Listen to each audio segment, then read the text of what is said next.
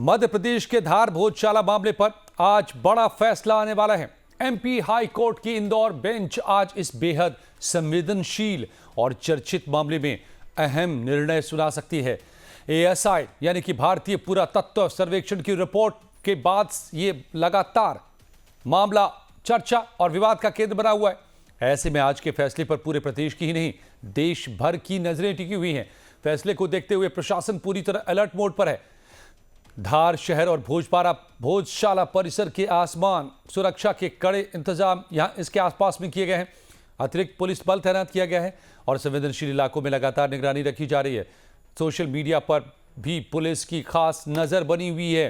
किसी भी तरह की भड़काऊ पोस्ट, अफवाह फैलाने वालों पर कड़ी कार्रवाई की जाएगी। माहौल बिगाड़ने वालों पर नजर रखी जा रही है और सख्त एक्शन की चेतावनी दी गई है। प्रशासन ने साफ कर दिया है कि कानून व्यवस्था से खिलवाड़ करने वालों को बख्शा नहीं जाएगा। इतना ही नहीं, एहतियात के तौर पर धरना, प्रदर्शन और किसी भी तरह के जुलूस पर भी रोक लगा दी गई है ताकि फैसले के बाद किसी तरह की अप्रिय स्थिति पैदा न हो। भोजशाला वर्षों से आस्था और इतिहास से जुड़ा संवेदनशील मुद्दा रहा है। हिंदू और मुस्लिम पक्ष इस मामले को लेकर अपने अपने दावे करते रहे हैं और अब सबकी नजर हाई कोर्ट के फैसले पर टिकी हुई है।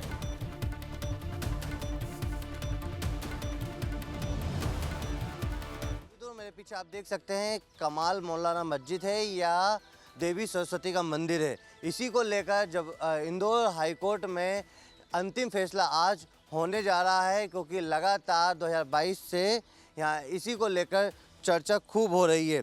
मामला 2022 से कोर्ट में चल रहा था, लेकिन आज अंतिम फैसला होने वाला है और इसमें अंतिम फैसला जो इंदौर हाई कोर्ट है उसमें सुनवाई होने वाली है। लेकिन 2 दिन पहले हुई इस मामले में सुनवाई पूरी हुई थी, तब करीब 2 घंटे से ज़्यादा चली सुनवाई में सभी पक्षों ने अपने तर्क रखे। भारतीय पुरातत्व सर्वेक्षण विभाग ने भी अपना पक्ष रखा। पिछले 1 माह से अधिक समय से चल रही सुनवाई के दौरान हिंदू और मुस्लिम पक्षों ने अपने अपने तर्क न्यायालय के समक्ष प्रस्तुत किए।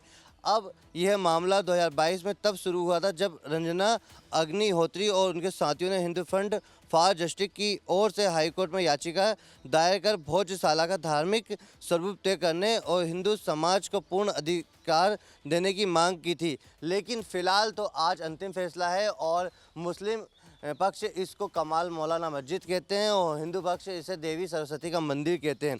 लेकिन आप देख सकते हैं ये वही प्राचीन ऐतिहासिक जो धार की भोजशाला है या देवी सरस्वती का मंदिर, इसी को लेकर खूब चर्चा हो रही है और इसी पर आज अंतिम सुनवाई होना है। लेकिन प्रशासन ने भी जनता से अपील की है कि शांति और सौंदर्य बनाने की अपील की है, क्योंकि जिस तरह से 5 याचिकाओं और 3 इंटरवेंशन को सुनने के बाद फैसला रिजर्व से रखा था और इसी पर आज सुनवाई होना है और इसी को लेकर 11 बजे से जो हाई कोर्ट में सुनवाई होगी, इसके बाद अंतिम जो फैसला है आज इस पर विचार किया जाएगा कि ये कमाल मौलाना मस्जिद है या फिर देवी सरस्वती का मंदिर है। इसी को लेकर चर्चा हो रही है और आप देख सकते हैं ग्राउंड जीरो से लाइव टाइम्स की टीम पहुंची हुई है और इसी देवी सरस्वती के मंदिर पर आज यानी कि कमाल मौलाना मस्जिद है या देवी सरस्वती है। यहाँ पर अभी जिस तरह से हर शुक्रवार को यहाँ पर नमाज अदा की जाती है, अभी आप देखेंगे तो 1 बजे से यहाँ पर नमाज होगी और हर मंगलवार को यहाँ पर पूजा अर्चना करने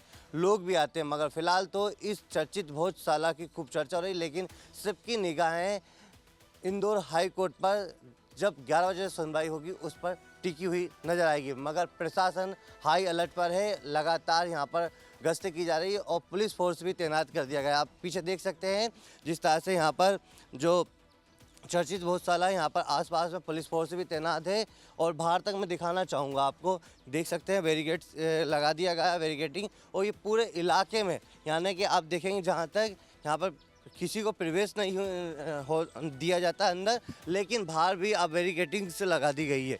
जहाँ जहाँ हम नज़र डालेंगे वहाँ बैरिकेडिंग्स लगा दी गई है, क्योंकि जिस तरह से जो आज प्रशासन को अलर्ट किया गया है और प्रशासन अलर्ट पर है, क्योंकि जिस तरह से जो इंदौर हाई कोर्ट में जो सुनवाई का आज अंतिम फैसला आने वाला, उसी को लेकर सबकी निगाहें है और लगातार यहाँ पर कुछ लोग दीदी मौजूद, हम बात करने की कोशिश करेंगे। यहीं धार से ही आप? हाँ, नर और नारी है हम। हिंदुस्तानी है। आज फैसला आने वाला है। हाँ, तो फैसला आने वाला है तो अल्लाह और भगवान हमारे हक में ही फैसला है, क्योंकि लाट मस्जिद भी कहलाता था, ईदगाह भी कहलाती थी, और जो भी मतलब देखा है वो देखा है, नहीं तो नहीं देखा जी, वो देखने वाला है रब। तो मतलब जो फैसला आएगा उसकी उस पर वो हाँ अटल है हम, क्योंकि हमारे अल्लाह की जात पे भरोसा है, क्योंकि हम इबादत करते हैं रात और दिन, तपस्या भी वही करता है और वही इबादत भी करने वाला है, तो नर और नारी भी कहलाता, और इधर बाबा आदम माँ हुआ भी कहलाता, और इसलिए माता पिता भी कहलाता। इतनी बड़ी चोट खाया है मैंने। हाजी अब्दुल रऊफ शेख का मर्तबा जानते थे, यहाँ के वकील साहब थे, तो वो उन्हीं की पत्नी भी कहलाया ना मैं, तो मेरा तो जिस्म दफन हो जाता है, जो मैं दिखता है ना तो मेरा जिस्म दफन हो जाता है। तो आप देख सकते हैं यहाँ पर लोग भी आ रहे हैं, और जिस तरह से जो कमाल मौलाना जो मस्जिद है उसकी चर्चा भी खूब हो रही है, लेकिन देवी सरस्वती का मंदिर को लेकर भी यहाँ हिंदू संगठन सक्रिय नज़र आ रहा है। लेकिन अब इसी जो ये चर्चित जो बहुत साला है, इस पर आज 11 बजे से जो हाई कोर्ट इंदौर में अंतिम फैसले पर सुनवाई होना, उसको लेकर सबकी निगाहें टिकी हुई नजर आएंगी। कैमरामैन रवि के साथ धार से नितिन ठाकुर, लाइव टाइम्स के लिए। धार जिले में पुरातत्व विभाग द्वारा संरक्षित पे आज हाई कोर्ट या उच्च न्यायालय के द्वारा निर्णय आना है। इसको लेके बहुत ही कड़ी सुरक्षा व्यवस्था के इंतज़ाम लगाए गए हैं। हमारे पास जो व्यवस्था है वो आंतरिक, बाहरी और पूरे शहर और खासकर पूरे ज़िले में जो भी संवेदनशील क्षेत्र है उनको पहले से चिन्हांकित किया गया है। लगातार मीटिंग्स वगैरह की गई हैं और ऐसे लोगों को सर्विलांस पे रखा गया है जिनके द्वारा किसी प्रकार से कोई सही गलत करने की आकांक्षा है। तो जो भी इसमें भ्रामक जानकारी फैलाएगा उनके खिलाफ हम कड़ी से कड़ी कार्रवाई करेंगे और लगातार पेट्रोलिंग, सर्विलांस और डोमिनेशन के माध्यम से सुनिश्चित करेंगे कि आज का दिन पूरा शांति से जाए।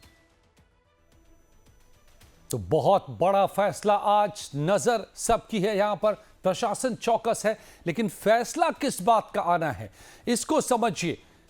फैसला इस बात पर आना है कि क्या कोर्ट इसके कैरेक्टरिस्टिक्स को क्या मानती है, इस स्थल के मूल चरित्र को किस तौर पर कोर्ट में देखा जाता है। क्या ये इसको मस्जिद माना जाता है जो या बाद में बना था। सर्वे की रिपोर्ट से यह साफ है कि पहले मंदिर था जिसके ऊपर तोड़ करके मस्जिद बनाया गया, ठीक वहीं जो अयोध्या में जिस तरह का मामला था।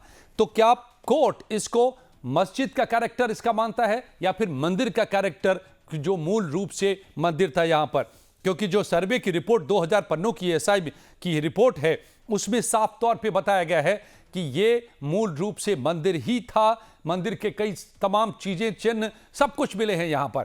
तो क्या इसको लेकर के इस वक्त जो सुनवाई हुई है, दलीलें पेश की गई हैं और आज जो फैसला आएगा उसका ऐतिहासिक पक्ष क्या है, क्या इतिहास बताता है यहां पर, इन तमाम बातों को हम समझेंगे। रवि भट्ट साहब मशहूर इतिहासकार मेरे साथ जुड़ गए हैं, बहुत बहुत स्वागत है। नमस्कार सर रवि भट्ट जी आपका लाइव टाइम्स पर।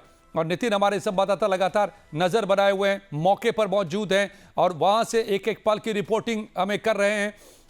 नितिन, सबसे पहले तो हमें एक बार जल्दी से आपका मैंने वॉक थ्रू यहाँ का देखा है, इस वक्त क्या यहाँ पर चल रहा है जब फैसला आने ही वाला है कुछ ही पलों में।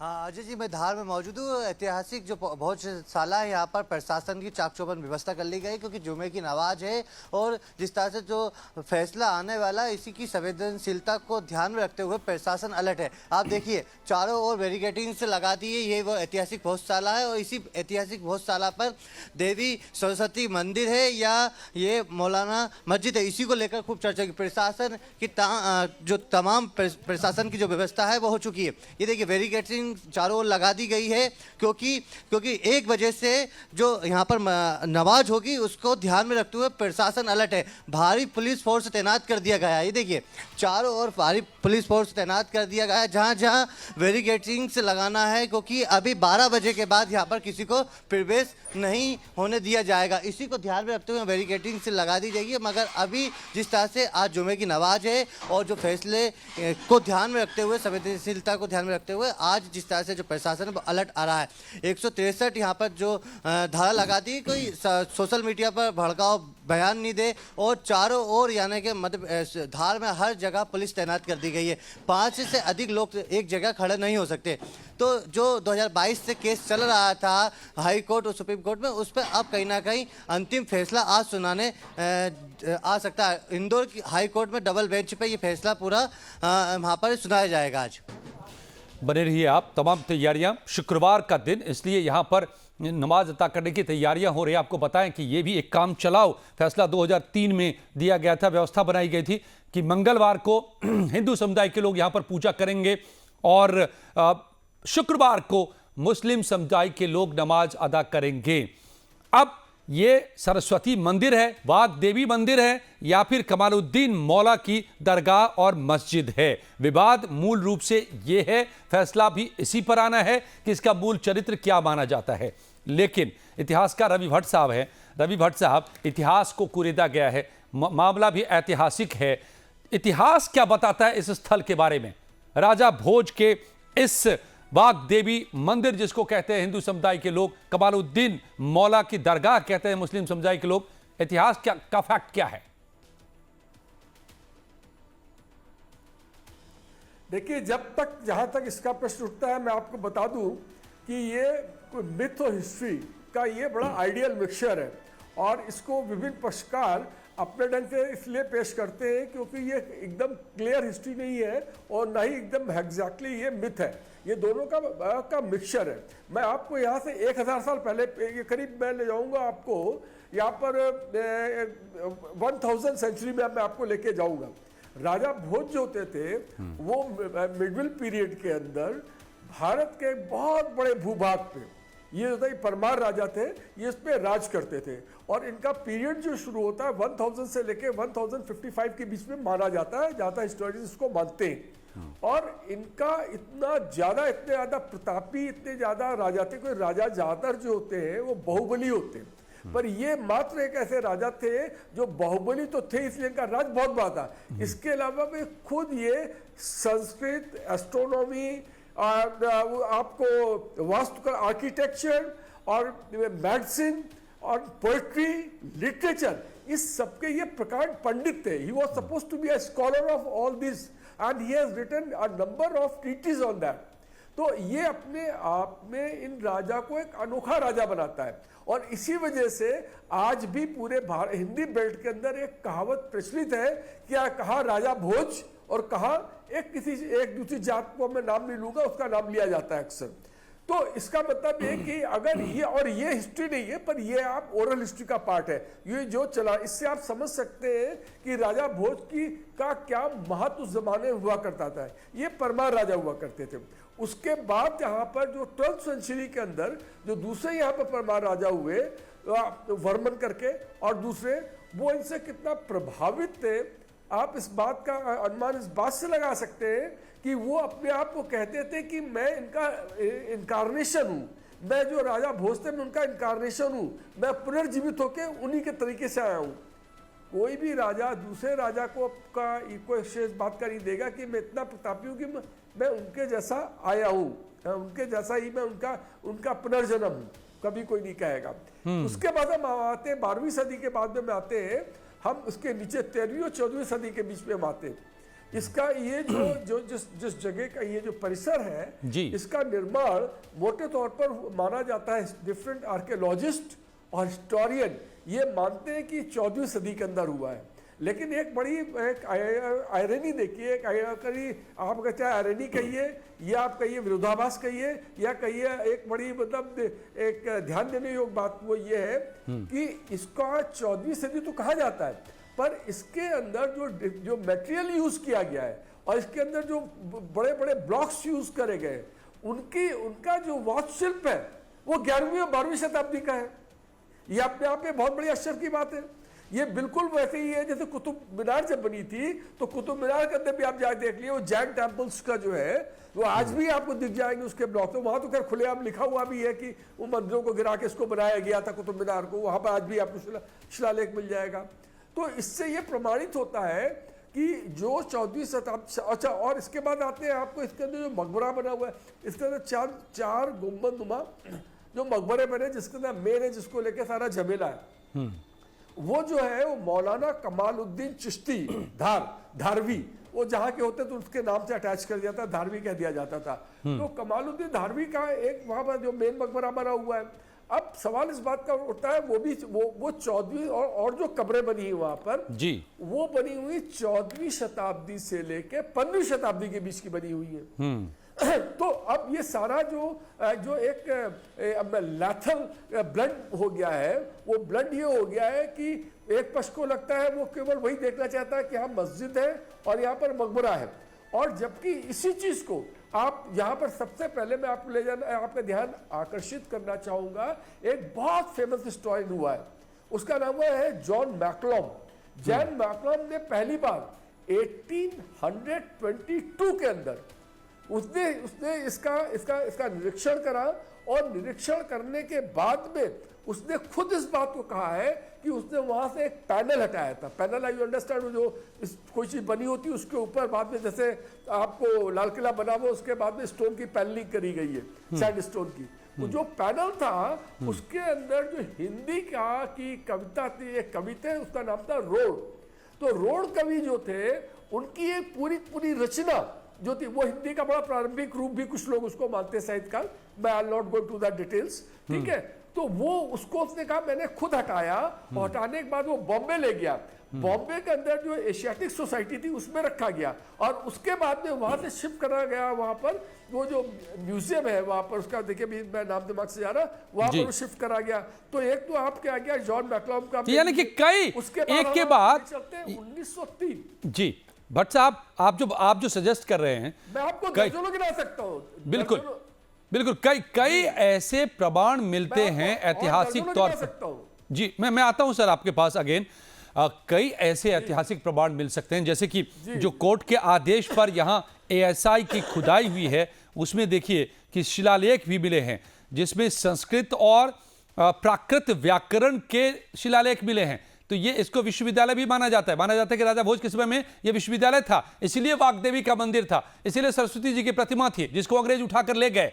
तो ये तमाम चीजें हैं। यहां पर कई चिन्ह मिले हैं, जो 2000 पन्नों की ASI की रिपोर्ट है, उसमें मूर्तियां के खंडित अवशेष मिले हैं, हनुमान जी, भगवान गणेश, शिव पार्वती की प्रतिमाएं मिली हैं, मकर और व्याल जो प्राचीन समय में स्थापित होती थी मंदिरों में, वो भी यहां पर मिले हैं। शिलालेख मिला है, व्याकरण जिस पर लिखे हुए हैं, व्याकरण के सूत्र लिखे हुए हैं। तो नितिन, जो दलीलें चली है अदालत में, वो दलील मूल रूप से क्या चली है? दोनों पक्ष अपनी अपनी मांगे क्या रख रहे हैं कोर्ट के सामने, जिस पर आज फैसला होना है?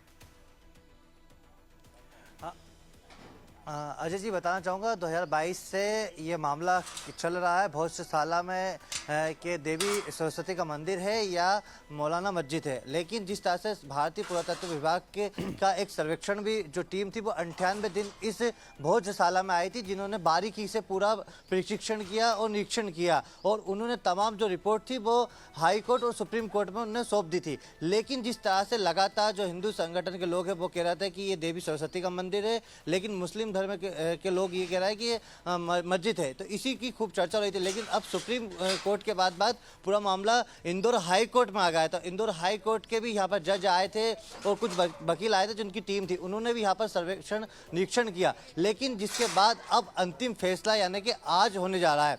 जिस तरह से उन्होंने पूरा निरीक्षण किया इस जो भोजशाला है, तो अब अंतिम फैसला आने वाला है। लेकिन सबसे बड़ी बात यह कि आज शुक्रवार का दिन है, जुम्मे की नमाज है, जो 1 बजे से 3 बजे तक होती हुई यहाँ पर नजर आई। उसी को ध्यान में रखते हुए यहाँ पर प्रशासन ने चाक चौबंद व्यवस्था कर ली। आप देखें तो पुलिस फोर्स तैनात कर दिया गया है, क्योंकि शुक्रवार का दिन है और यहाँ पर हिंदू संगठन भी एक्टिव हो चुके हैं। तो जिस तरह से आज शुक्रवार के दिन भारी पुलिस बल तैनात कर दिया गया है, और जो फैसले की आज अंतिम घड़ी है उसी पर ध्यान रखा जाएगा। और सबसे बड़ी बात यह कि मामले की गंभीरता को देखते हुए अजय जी, जो हिंदू फ्रंट फॉर जस्टिस की याचिकाकर्ता थे, उन्होंने एक वीडियो संदेश भी जारी किया था कि उन्होंने सभी बूद आयोग के नागरिकों से अपील की न्यायपालिका की प्रक्रिया पे भरोसा रखे। तो यानी कि आप देख सकते हैं आम जनता है वो फैसले की घड़ी का इंतजार कर रहे हैं, लेकिन कहीं ना कहीं संवेदनशील मामला है और इसी मामले को ध्यान में रखते हुए यहाँ पर प्रशासन भी अलर्ट है। डीआईजी से लेकर तमाम जो बड़े ऑफिसर है वो यहाँ पर तैनात है। मेरे पीछे आप देखेंगे बैरिकेडिंग के बाद पूरी तरह से पुलिस फोर्स तो यहाँ पर तैनात है। यहाँ पर तमाम राजस्व के अधिकारी, एसडीएम, कलेक्टर, तमाम जो अधिकारी है वो यहाँ पर मौजूद है। लेकिन जिस तरह से जो हाई कोर्ट इंदौर जहाँ पर डबल बेंच पर ये फैसला अंतिम होने वाला है, जहाँ पर सुनवाई होगी वो होगी 3 बजे के बाद, यानी कि अभी तक तो 11 बजे की समय था, लेकिन अब वो बताया जा रहा है कि समय बढ़ गया है, क्योंकि जिस तरह से आज यहाँ पर जुम्मे की नमाज है, जुम्मे की नमाज 1 बजे से होना है। तो कहीं ना कहीं जो संवेदनशील मामला है, इस मामले को प्रशासन और कोर्ट भी ध्यान में रखते हुए देख रहा है। कोई अप्रिय घटना ना हो, इसको ध्यान में रखते हुए ये फैसला जो है वो अब 3 बजे के बाद ही सुनाई देने जाएगा। इसकी संभावना है कि नमाज का वक्त गुजर जाए, उसके बाद परिसर खाली हो, उसके बाद ही फैसला आए, जो बता रहे नितिन इस वक्त। देखिए, इसका जो सर्वे किया गया 98 दिनों तक सर्वे, 2000 पन्नों की रिपोर्ट है, उसका वैज्ञानिक सर्वे भी किया गया है। वैज्ञानिक तरीके से सर्वे हुआ है, जीपीआर सर्वे किया गया है, कार्बन डेटिंग की गई है, एपिग्राफी की गई है। तो भट्ट साहब, सवाल यह है कि क्या ये तमाम सबूत कोर्ट में एडमिसिबल होंगे? ये तमाम सबूत बता रहे हैं कि यहां पर असल में मंदिर थे, एक समय में इसको तोड़ा गया, बहुत सारी चीजें नीचे वही रही, केवल गुंबद ऊपर से नया बनाया गया। तो ये कोर्ट इसको कितना मानेगा, इन ऐतिहासिक सबूतों को, तथ्यों को? देखिए, मैं इतिहासकार हूं, मैं लॉयर नहीं हूं, मैं जज नहीं हूं, लेकिन एक कॉमन आदमी तो हूं, एक आम आदमी में हूं। तो आम आदमी के लिहाज से मैं इस बात को कहता हूं कि ये जो मंदिर है के ये जो आपको जो प्रूफ दिया जा रहा है, जो आपको जो प्रूव करने की कोशिश की जा रही है हिंदू पक्ष की तरफ से, इसमें कोई शक नहीं है कि इनको कोई भी न्यायालय इसको अगर चाहेगा तो भी इसको नहीं काट पाएगा, क्योंकि जो दिख रहा है उसको आप कैसे काट देंगे। इसका नतीजा ये निकलता है। मेरी आवाज आ रही है आपको? जी जी आ रही है। मेरी आवाज आ रही है जी। अच्छा, तो मैं ये कह रहा था कि उसको कोई भी न्यायालय काट नहीं सकता। तीसरी बात मैं आपको यहाँ ये बताना चाहूंगा, जो आपने नहीं पूछी फिर भी मैं आपको बताऊंगा, वो ये है कि कुछ धर्म, दुनिया के सारे धर्म बहुत अच्छे हैं, सारे धर्म बहुत अच्छे हैं, पर कुछ धर्मों के अंदर कुछ बहुत ही एग्रेसिव धर्म होते हैं। वो एग्रेसिव धर्म ये होते हैं कि हम तो जो है वो हम दूसरों को भी अपनी तरफ से कन्वर्ट कर ले। हर धर्म के अंदर ऐसा नहीं होता है, कुछ धर्म तो कन्वर्ट ही नहीं है, अपने मिलाने ही चाहते, जैसे पारसीज हुए, वो कहते हैं हम मिलाएंगे नहीं। इसके अलावा और भी तमाम धर्म ऐसे हैं जो कि काफी हद तक अपने में नहीं मिलाना चाहते हैं, मिलाते हैं तो बड़ी कहना चाहिए बहुत टर्म्स एंड कंडीशन होते हैं। पर कुछ धर्म इतने अग्रेसिव होते हैं किसी ढंग से भी हम मिला ले दूसरे को। इन धर्म वालों के साथ हमेशा ये रहा है कि इनके यहाँ पे इनकी मानसिकता ये रही है हमेशा कि हमको सवाब मिलेगा। उन बेचारों की भी गलती नहीं, उनके दिमाग में शुरू से डाल दिया जाता है कि अगर दूसरे धर्म वालों को आप कन्वर्ट कर देंगे तो आपको बहुत बड़ा सा सवाब मिलेगा, आपको बहुत ही बड़ा पुण्य मिलेगा।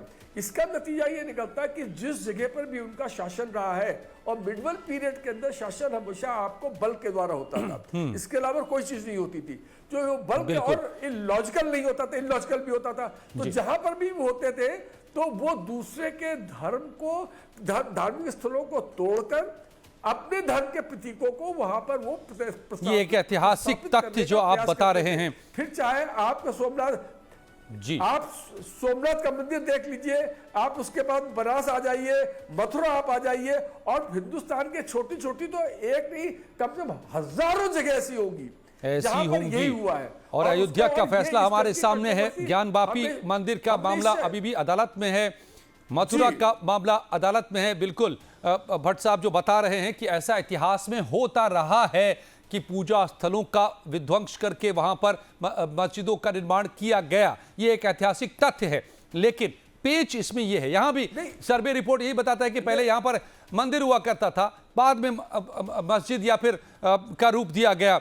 अब पेच ये है कि एक एक्ट है हमारे यहां, प्लेसेस ऑफ वर्शिप एक्ट, जो एक्ट ये बताता है कि 19 आजादी के दिन जो जिस कैरेक्टर में था वो अब उसी में रहेगा, उसको बदला नहीं जाएगा। लेकिन फिर भी अदालत में सुनवाई क्या हो रही है, फैसला क्या आना है? तो इसमें अदालत में निर्धारण ये होना है कि क्या 15 अगस्त 1947 के दिन इस स्थल का कैरेक्टर मंदिर का था या मस्जिद का था। यह मूल रूप से मंदिर ही था यहां पर या मस्जिद बन गया था। फैसला इस पर आना है और इसलिए बड़ा टेढ़ा फैसला है और देखना होगा कि अदालत का रुख क्या होता है और क्या निकल कर सामने आता है। बहुत बहुत धन्यवाद भट्ट साहब मेरे साथ इस वक्त जुड़ने के लिए आपका। और नितिन, आपकी लगातार नजर बनी हुई है, हम बार बार यहां पर लौटते रहेंगे